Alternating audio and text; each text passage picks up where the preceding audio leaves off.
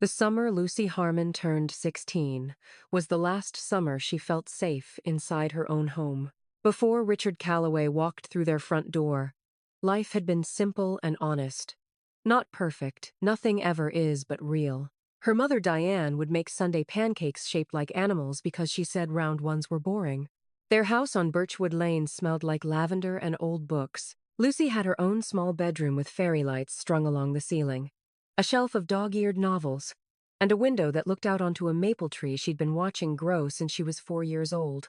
Her father had left when she was 8, quietly, without explosion or drama, just a note on the kitchen table and a space in the closet where his shirts used to hang.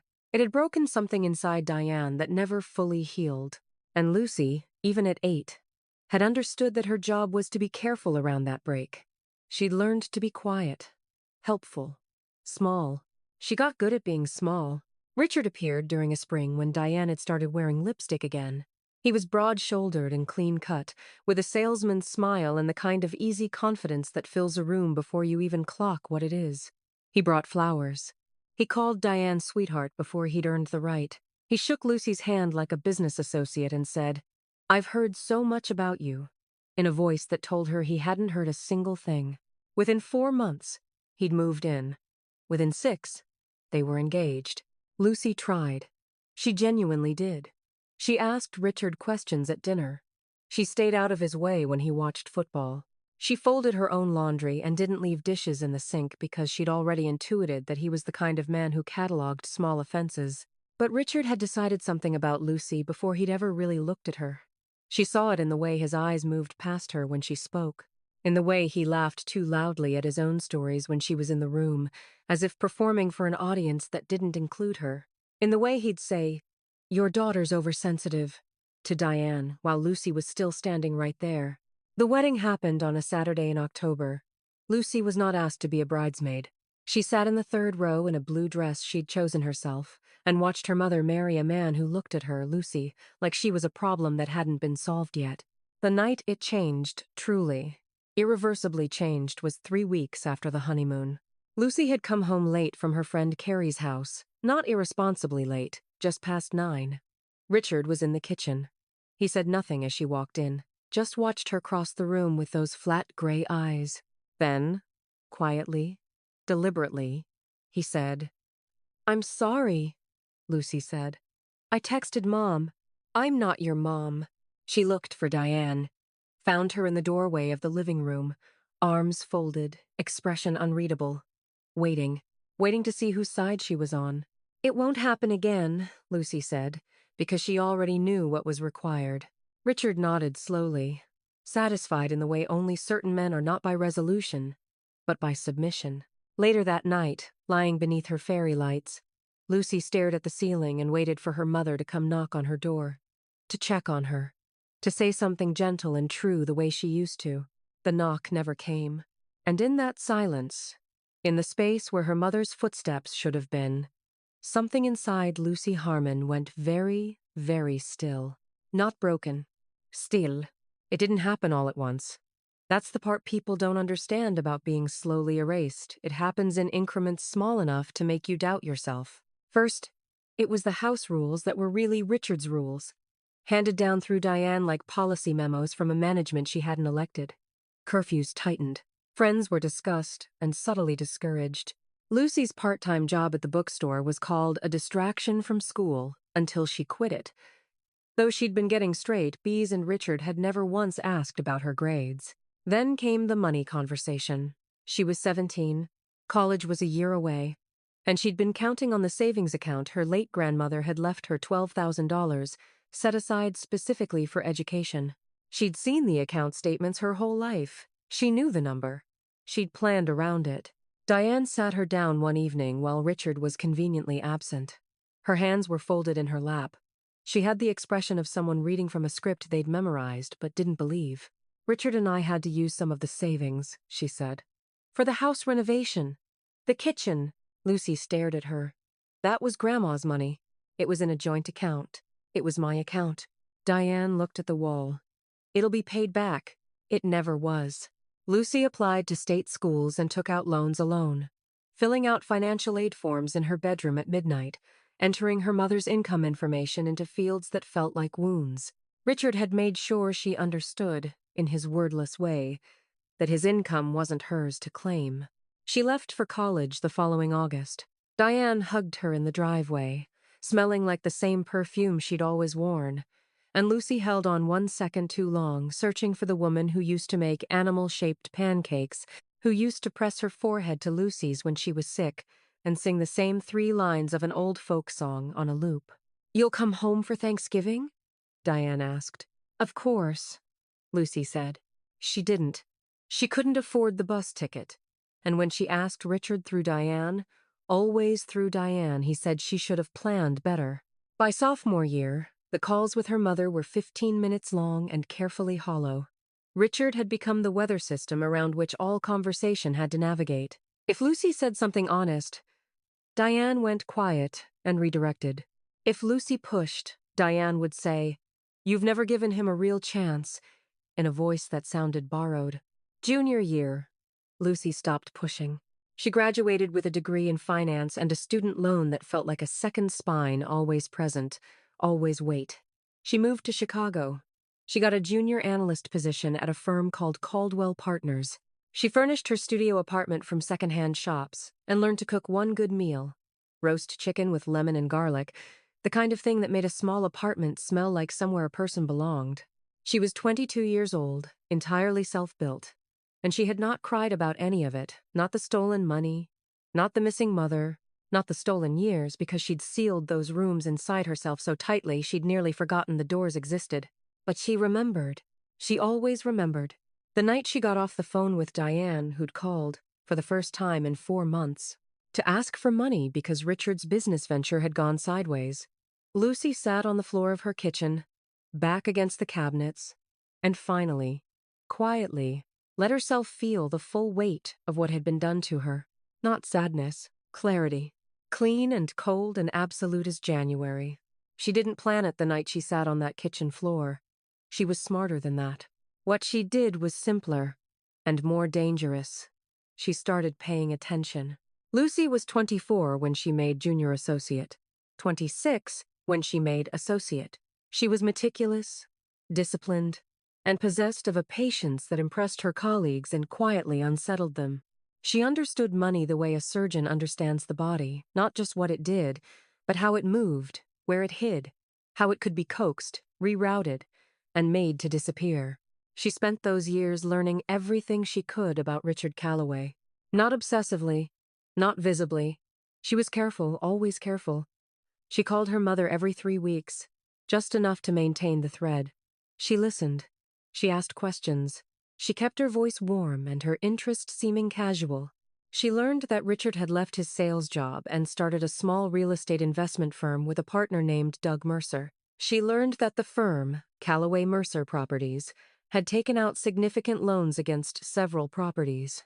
She learned that Richard had a habit of over-leveraging, of betting on appreciation that hadn't arrived yet, of convincing himself that timing was always on his side. She also hired a private investigator named Glenn Parcell for 3 months.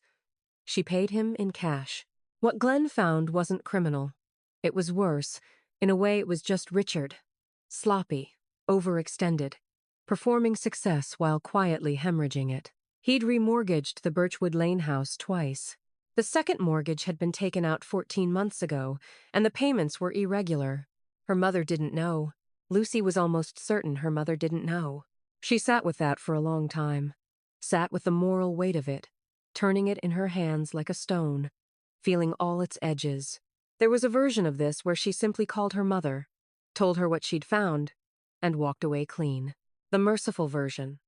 The version where Lucy Harmon remained the bigger person she'd always been required to be. She almost chose it. But then she thought about the kitchen, the flat gray eyes, the savings account with $12,000 that her grandmother had set aside with deliberate love. She thought about Thanksgiving bus tickets she couldn't afford. She thought about her mother's folded hands and her borrowed voice saying, "You never gave him a real chance." She thought about the fairy lights in her childhood bedroom she'd gone back once, during a brief visit at 23, and found them gone. Richard had converted the room into a home office.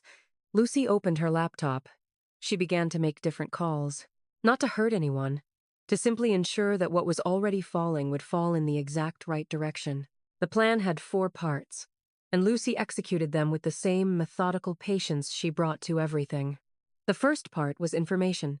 Through a contact at a competing firm, a woman named Sandra Reyes, who Lucy had mentored quietly for 2 years, and who now owed her a professional favor of significant size, Lucy gained access to the public financial filings of Calloway Mercer Properties. What she found confirmed what she suspected. The firm was operating on margins so thin it was nearly theoretical. 3 properties were mortgaged beyond their current value. Richard's partner, Doug Mercer, had been trying to quietly sell his stake for 8 months. Lucy contacted Doug Mercer directly. She used a shell consulting name. She had a conversation with him that lasted 40 minutes, and ended with him deciding that walking away from the partnership immediately cleanly, before the inevitable implosion, was the wisest professional decision he could make. Doug Mercer resigned 2 weeks later. The second part was the loan. Richard, suddenly without a partner and facing a liquidity crisis, went to 3 banks. Lucy had made discreet calls to 2 of them, not lying, simply sharing publicly available financial information with the right people in the right tone. The applications were declined. Richard went to a private lender instead, a hard money outfit with punishing rates and no patience for missed payments. She let 3 months pass. She was good at waiting. The third part was her mother. This was the hardest. Lucy called Diane on a Sunday morning. The kind of call that started about nothing, a recipe, a movie, the weather in Chicago. Then, carefully, she said, "Mom, I want to ask you something, and I need you to just listen before you defend anything." Diane was quiet. "Do you know about the second mortgage on the house?" Longer quiet. "He said it was temporary." "It's not temporary, Mom." Lucy kept her voice even, soft, completely without triumph. "I'm going to send you some documents. I need you to look at them. Not for me, for yourself." She sent them. Bank statements, filing records, public liens, nothing obtained illegally. Just the truth, organized and legible. The fourth part was time. She waited. She didn't have to wait long. The firm collapsed in February, 7 months after Doug Mercer's departure. It wasn't a dramatic collapse. There was no courtroom, no perp walk, no scene worthy of a movie.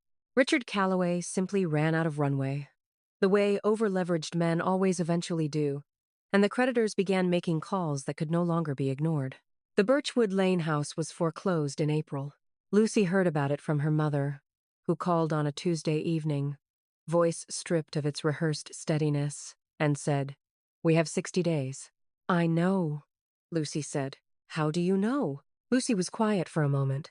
Outside her Chicago apartment window, the city moved in its ordinary way, indifferent and enormous. "Because I've been watching, Mom.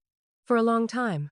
There was a silence on the line that contained everything 12 years of distance, of borrowed voices, of Sunday calls that never said the real thing. And then Diane said, very quietly, "What did you do?" "Nothing illegal." Lucy paused. "Nothing you wouldn't have wanted done if you'd known the truth 4 years earlier." Another silence. Then, "He's leaving. He told me last night he's going to stay with his brother. He said..." Her voice cracked, and for one moment she sounded exactly like the woman who made animal-shaped pancakes. "He said the house was more my problem than his." Lucy had prepared for many emotional responses to this moment. What she hadn't prepared for was what Diane said next. "I know what I did to you. It came out flat, without defense, without redirect. With the money, with the room, with all of it. I know, Lucy. I think I've known for a long time." Lucy sat down on her couch. Her chest hurt in a way that had nothing to do with anger. "I'm not asking you to forgive me," Diane continued. I need you to know I know." This was the twist Lucy hadn't planned for. Not Richard's implosion, she'd choreographed that with cold precision, but her mother's clarity. The moment Diane stopped borrowing someone else's voice and used her own. Lucy had spent 12 years building a wall with her grief and her discipline, brick by patient brick. She'd told herself that justice was the point, that when Richard fell, she would feel complete. She didn't feel complete. She felt the specific ache of realizing that what she'd always actually wanted wasn't Richard's destruction. It was her mother's return. "There's a guest room in my apartment," Lucy said finally. The words surprised her as she said them, and then they didn't surprise her at all. It's small. I don't have a couch yet for it. But it's yours if you want it, Diane cried. Not prettily. Real crying, the kind that doesn't have an audience. Lucy listened without filling the silence, without rescuing her, without managing the moment. She just listened. And for the first time in a very long time, it felt like something between them was breathing. Richard Calloway got a fresh start in Phoenix, the way men like him always do. He remarried within 2 years. Lucy neither tracked him nor forgot him. He existed in her mind the way a scar exists on skin evidence of something survived, not the thing itself. Her mother moved into the guest room in May. She bought a second-hand couch. She got a job at a florist's shop, which suited her in ways that surprised both of them. They were not the same people they'd been on Birchwood Lane. They never would be. But on Sunday mornings, sometimes, Diane made pancakes shaped like animals. And Lucy, drinking coffee at her kitchen counter, watching her mother's careful hands at the stove, understood what she'd learned that she could never have been told. Revenge doesn't end a story. It only clears the ground. What you build on that ground, that's the part that matters. Some people never get that far. Lucy Harmon did.